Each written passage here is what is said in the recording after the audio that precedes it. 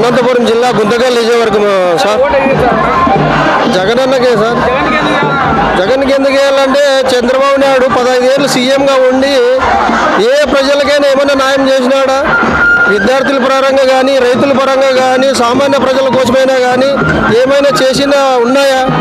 ఆయన ఏదైనా స్కీమ్లు ఇచ్చినట్టు ఏమైనా ఒక రూపురేఖలు ఉన్నాయా?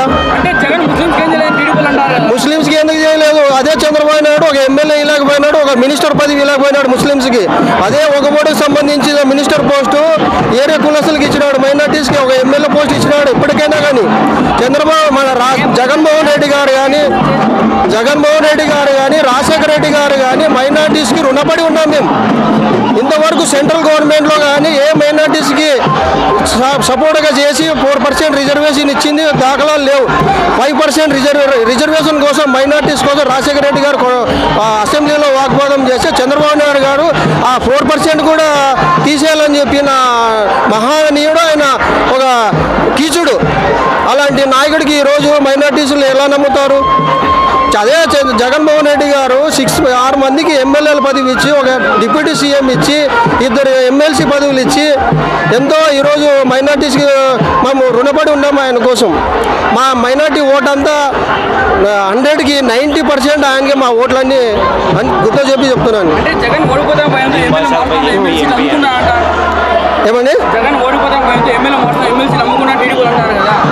టీడీపీ అదే చంద్రబాబు నాయుడు ఎంతమంది ఎమ్మెల్యేలకి డబ్బులు తీసుకొని ఎమ్మెల్యే పదవులు ఇలా ఇప్పుడు కూడా అంటున్నాడు. అదే గుంతకల్ నియోజకవర్గానికి ఎమ్మెల్యే సీటు కావాలంటే 30 కోట్లు అడిగినాడు. ఏమి ఇప్పుడు ప్రెసిడెంట్ ఎమ్మెల్యే కావాలా సీట్ ఇస్తారన్న వాళ్ళు వాళ్ళని రివర్స్ అడుగుతున్నారు. చంద్రబాబు నాయుడు 30 కోట్లు మీరు ఇస్తే మేము నిలబడతామని అంటున్నారు. మీరు అర్థం చేసుకోండి. ఏ ప్రజల గుండెల్లో నిలిచిపోయిన మహనీయులు ఎవరైనా ఉన్నారంటే ఒక జగన్, ఒక రాజశేఖర రెడ్డి. ప్రజల గుండెల్లో ఎవరు ఇప్పుడు వచ్చిన వాళ్ళంతా డబ్బు తీసుకొని వచ్చలేరు. అదే చంద్రబాబు నాయుడు ప్రోగ్రామ్ లో పోండి, డబ్బులతో పిలుచుకొని వచ్చిన కార్యకర్తలు ఉన్నారు. మళ్ళీ 100% జగనన్నే. ఇప్పుడు 175 సీట్లు 170 సీట్లు ఖచ్చితంగా మేము జగన్మోహన్ రెడ్డి గారు ఖచ్చితంగా గెలిపించుకుంటాం. ప్రజల గుండెల్లో ఉన్న మహానీయుడు జగనన్న.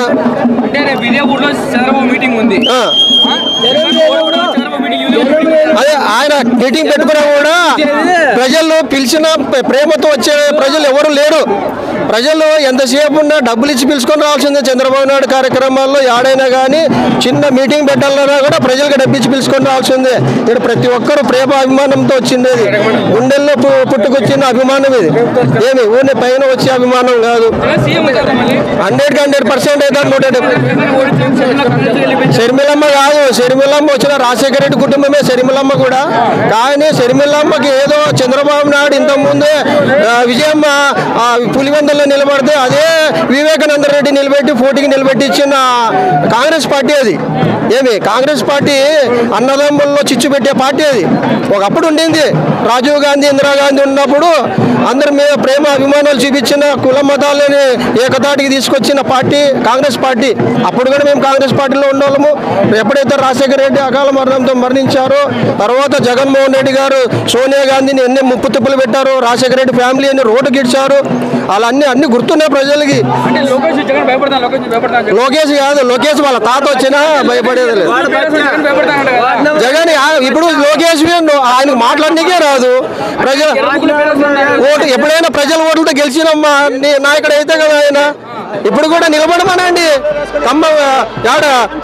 ఆయన నిలబడితే ఎక్కడ నిలబడతాడా? ఎక్కడ నిలబడమని గెలిచమనండి ప్రజల ఓట్లు.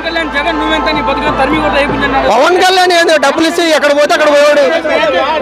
పవన్ కళ్యాణ్ పిల్లలు అడిగినా చెప్తారు. చిన్న పిల్లోని అడిగినా ప్యాకేజీ పవన్ కళ్యాణ్ అంటారు. ఎందుకంటే ఆయన పుట్టగొత్తులు లేవు. ఒక ఎమ్మెల్యే గెలిచలేడు, ఆయన గెలిచలేడు, వార్డు మెంబర్ గెలిచలేడు. గుంతకల్లో 100%గా 1,00,000 మెజార్టీ మా ఎమ్మెల్యే వెంకటరామరెడ్డి అన్నని భారీ మెజార్టీతో ఖచ్చితంగా గెలిపించుకుంటాం. అంత ఫేకు. అదే చంద్రబాబు నాయుడు హయాంలో కూడా కబ్జాలు చేశారు, ఇసుక దొంగతనాలు చేసినారు, ఎన్నో చాలా జరిగినాయి. అట్లా అనుకుంటే ఎందుకు చూపిస్తాం?